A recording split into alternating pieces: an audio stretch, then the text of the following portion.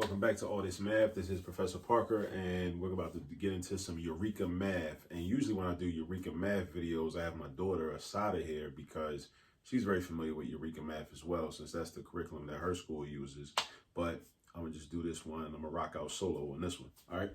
So this is Eureka Math Grade 3, Module 1, Lesson 9. All right. I already did an example of a similar problem, a problem from this lesson already in another video, and now I'm doing a second one. They use a different method. In the previous video, we broke the one of the factors from the multiplication statement down into two numbers, and then multiplied each of those smaller numbers, and then added the products together. Now we're gonna flip it and do it a different way. We're gonna basically round up to a higher number and then subtract the difference, right, between the higher number and the actual number. So we starting out with 9 times 3, right? So if we got 9 times 3, and again, let me give you my little spiel, right? A lot of people would say, well, why we gotta go through all this extra stuff when, you could just memorize the multiplication fact and just know that 9 times 3 is 27. That's very true. We could do that, and we can do that, and you should do that. Your children should memorize their multiplication facts ASAP, as soon as possible. 9 times 3 is 27. Because multiplication, of course, is just repeated addition.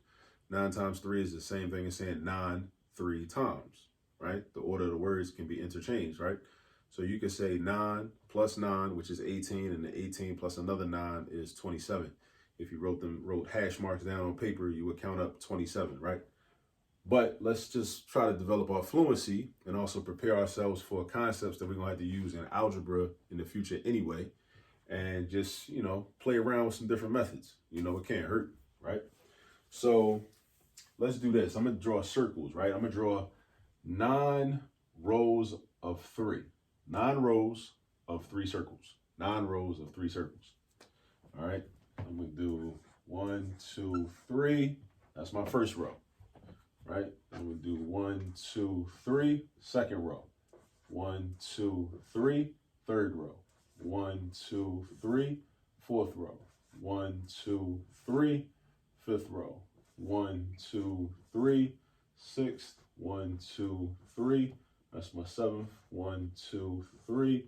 That's my ninth. Actually, I'm not going to do 9 rows. I'm actually going to do 10 rows. I'm going to do 10 rows. That's what I meant to do, because I'm going to show you what we're going to do. I can show you better than I can tell you, right? So this is 1, 2, 3, 4, 5, 6, 7, 8. I got 8 rows. I need 2 more. I want 10 rows of 3, right? Now, the reason I want 10 rows of 3 is because 10 times 3 is very straightforward, right? Whenever we multiply 10 by a factor of 10 or a multiple of 10 or 10, we essentially can pretend that the 0 is not there, and we can just do 1 times 3. And 1 times 3 is 3, and once we do that, we then reattach the 0 that we dropped off temporarily, and we get 30, right? So if I know that, that tells me that all of these circles are a total of 30, right? 1, 2, 3, right? That's this 3 right here, 1, 2, 3. And this 10 corresponds to 1, 2, 3, 4, 5, 6, 7, 8, 9, 10, right? So, but I also know that 10 minus 1 is 9. So since 10 minus 1 is 9, and 9 was my actual factor that I started out with, 9, I didn't start out with 10. I also know that if I do 10 times 3, I can set them up like this. 10 times 3 minus, I need a better marker. This marker's trash. Let me throw it out.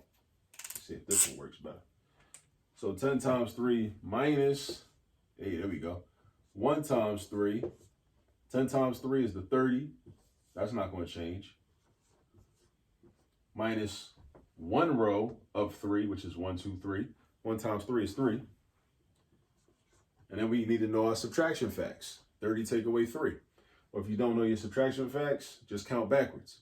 If you start out at 30, you go backwards 3 terms or 3 numbers. 29, 28, 27. We stopped at 27. That's 3. I took away 3 from 30. I ended up at 27.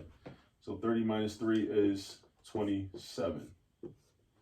All right, so we got 10 rows of, let me show you using the circles.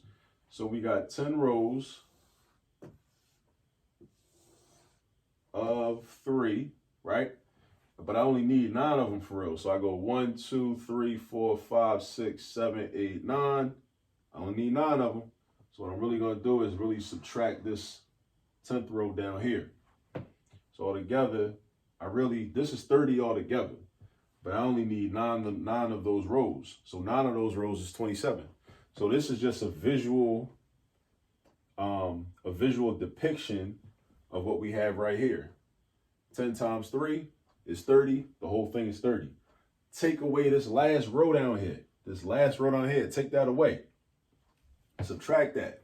That's 1 times 3, which is 3. Leaving me with 27 from here down to that line right there. All right. So again, just a little something else from Eureka Math, grade 3, module 1, lesson 9. All right. And hopefully it makes sense.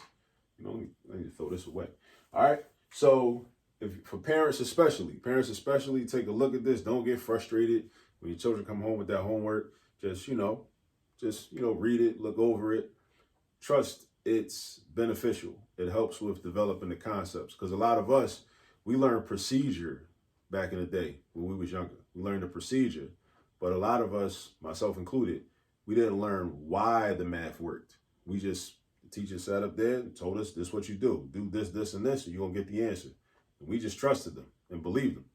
Not to say that they was lying, but it would have been beneficial later on and would have made higher level math easier if we had understood the concepts of how the numbers work and how the math worked, right? Because a lot of us, we understood the elementary math, then we got to middle school, things got a little bit shaky. And then we got to high school, things got a little more shaky, right? So we trying to avoid that for your children. So get them to understand some different ways of finding out things that really are basic information, like 9 times 3 is 27, but get them to look at it in different ways so that way they'll be better prepared for the future. All right. So go get some practice with these problems, and I'll catch up with you on the next video. Peace.